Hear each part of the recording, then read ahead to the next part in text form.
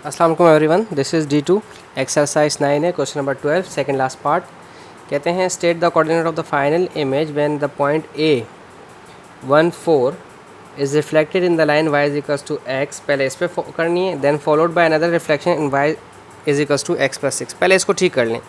ये positive x से वहाँ जाकर नेगेटिव x हो जाएगा। इक्वेशन ऑफ लाइन हमेशा y की ही बनती है। पॉजिटिव x वहाँ जाकर माइनस x हो जाएगा प्लस 6। ठीक है, y यहाँ होना ज़रूरी है। तो एक line y equals to x है, एक माइनस x प्लस 6 है। ठीक है, पहले तो ये दो लाइंस ड्रॉ कर लेते हैं और इसके बाद फ़ौरन पार्ट 2 में कहते हैं कि इसे रिफ्लेक्ट करना है पहले इस पे फिर इस पे। ठीक है, चलें पहले तो सबसे पहले मैं लाइन बना रहा हूँ y is equals to x की। आप जानते हैं जब y is equals to x की लाइन होती है तो वो स्ट्रेट बनती है। ठीक है, मैं इसे बना रहा हूँ यहाँ पे थोड़ा सा टेढ़ा करके ताकि मेरा ग्राफ बिल्कुल सीधा बने। Okay, this is it. Okay, ये मैंने बनाई। This is for y is equals to x। ये बिल्कुल एग्जैक्टली इस तरह से बनती है तो इसको हम कहते हैं y is equals to x।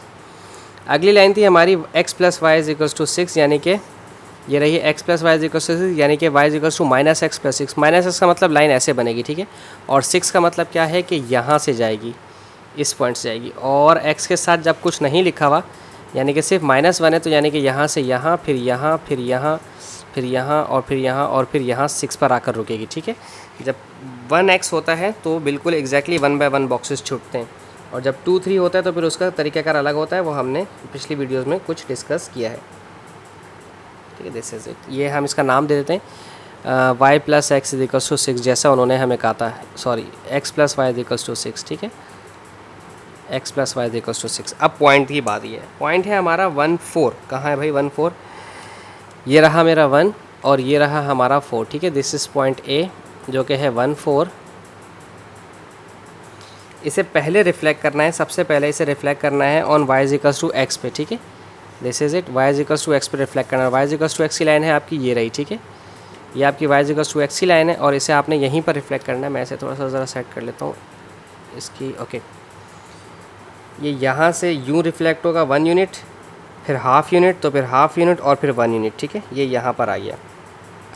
इसका नाम मैं दे रहा हूँ B, और इसके हैं ये 4 यूनिट्स यहाँ पर और 1 यूनिट ऐसे। ठीक है, आप जानते हैं y is equals to x पे जब लाइन रिफ्लेक्ट करती है तो 1 ये x y बन जाता है, y x बन जाता है। देखें 1 4 था, 4 1 बन गया। ठीक है, अब फ़ौरन से इसी लाइन को, इसी पॉइंट को जो कि 4 1 बना है, इसको आपने रिफ्लेक्ट करना है इस पे माइनस एक्स प्लस 6 पे।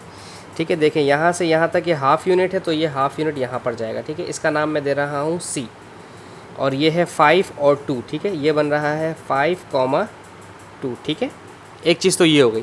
फिर पार्ट 2 में कहते हैं कि 1 4 को, ये जो पॉइंट था मेरा 1 4, इसे रिफ्लेक्ट करें आप सबसे पहले x प्लस वाई 6 पर। x प्लस वाई 6 पर इस पॉइंट को यहाँ से रिफ्लेक्ट करना है इस वाली लाइन पर। तो देखें यहाँ से हाफ़ यूनिट है तो यहाँ से हाफ़ यूनिट जाएगा। मैं इसका नाम दे रहा हूँ D।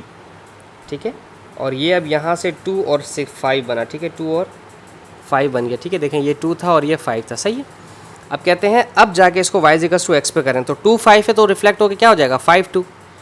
तो लिहाजा अब आपको इसको यहाँ पे लाके रिफ्लेक्ट करने की ज़रूरत नहीं, यानी कि ये जो रिफ्लेक्ट हुआ था वही रिफ्लेक्ट होकर वापस उन्हीं लाइनों पे रिफ्लेक्ट हुआ, तो आंसर सेम आया। ये कुछ इस तरह से बनेगा। अब पढ़ लेते हैं सवाल क्या है। Is this same? Yes obviously. Part B में कहता है इज़ दिस सेम, तो यस पार्ट बी में आप लिखेंगे यस इट इज़ सेम। बिल्कुल दोनों सेम आए हैं आंसर हमारे पास। कहते हैं state the coordinate of the invariant point. अच्छा, इनवेरिएंट पॉइंट हमारा ये है जो दोनों में सेम रहा। ये 3 था और ये 3 था। ठीक है, 3 और 3 था, तो इनवेरिएंट पॉइंट आप कैसे लिखेंगे? इनवेरिएंट पॉइंट आपका है 3 3। This is it. ये बहुत छोटा सा सवाल था बट कॉन्सेप्चुअल था, एडवांस लेवल का था। आई होप आपको समझ आया हो। Thank you so much for watching my channel. अल्लाह हाफिज़।